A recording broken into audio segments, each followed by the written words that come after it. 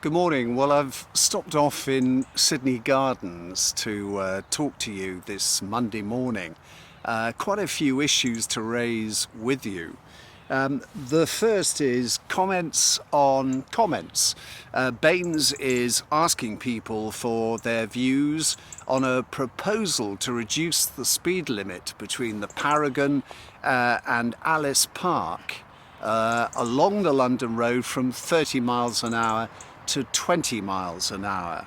Now, a lot of people have said that's going to cause even greater jams. Well, during commuting periods, morning and evening, a jam is a jam. It doesn't really matter if it's 30 miles an hour or 20. If you aren't moving, you aren't moving.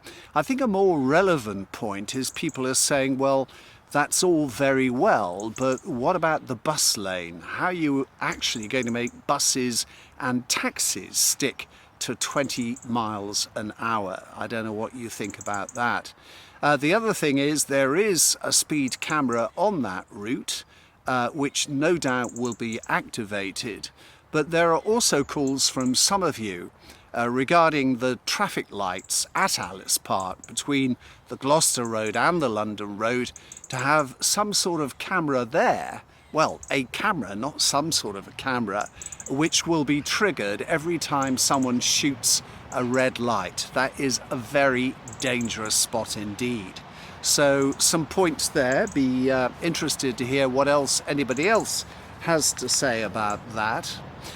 Michael Pritchard sent me an email. We were talking about Arts Council funding, government-sponsored Arts Council funding in the area to help creative enterprises survive during this COVID-19 pandemic.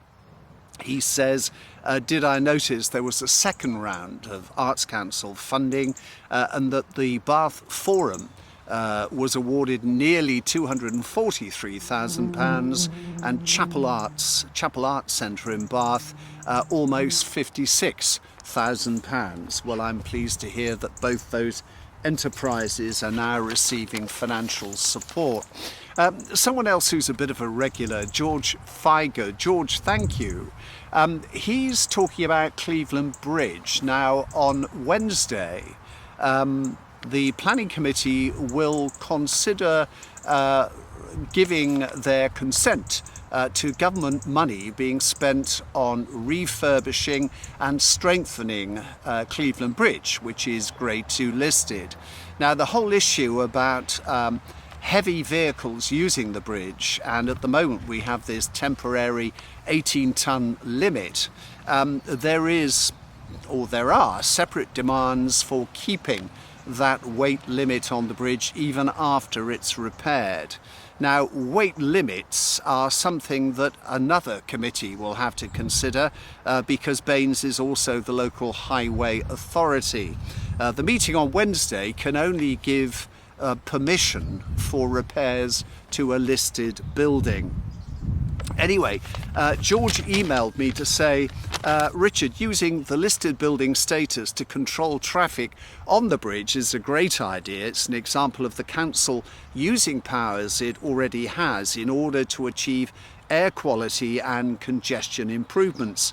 The council can use this authority in similar ways throughout Bath, says George, but has hesitated in the past. Now is the time to act without having to request new authority from Westminster. However, he says the other point you made is also key. The weight restrictions on the bridge are flouted daily.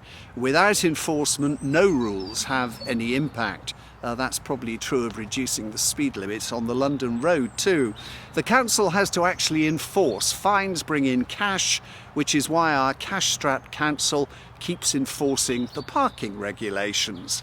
They could also use the self-funding nature of fines to expand their ability to enforce many other things, such as speeding on our narrow roads. George says there are other potential initiatives. We have a bid, that's Bath bid, that funds improvements related to businesses.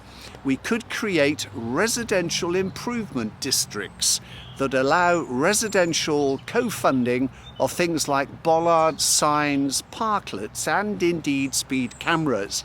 I've spoken to numerous residents who would be willing to contribute to such actions as part of the Livable Neighbourhoods initiative. So what do you think about residential improvement districts after bid? We have RID. Your opinions on that would be gratefully received. The only other thing I want to mention this morning is something I've talked about before. I walk around Bath, as I'm sure many of you do, and I see used masks, disposable masks, being disposed of, but not in bins, just left lying on the floor. I'm sitting in Sydney Gardens on the stump of a giant tree that was felled. There's the rest of it. And I'm looking out on the grass and I can see 2 masks just thrown on the ground in front of me. Now, guys, these are technically biohazards. They may have well been worn by people who are suffering from COVID-19 and are not aware of it, and they're just being thrown on the grass. I'm told the virus can exist on a surface for a couple of days. If I'm wrong, let me know, but this is inexcusable. For God's sake, just hang on to these things until you find a bin and put them in it. Anyway, end of my lecture on a sunny Monday morning. I heard on the weather earlier today that it's going to be wet and windy this week. So if you are out and about this Monday, take advantage of it and look around you, because we're starting to get some beautiful autumn colour, as I'm showing you behind me right here in Sydney Gardens. Have a great day.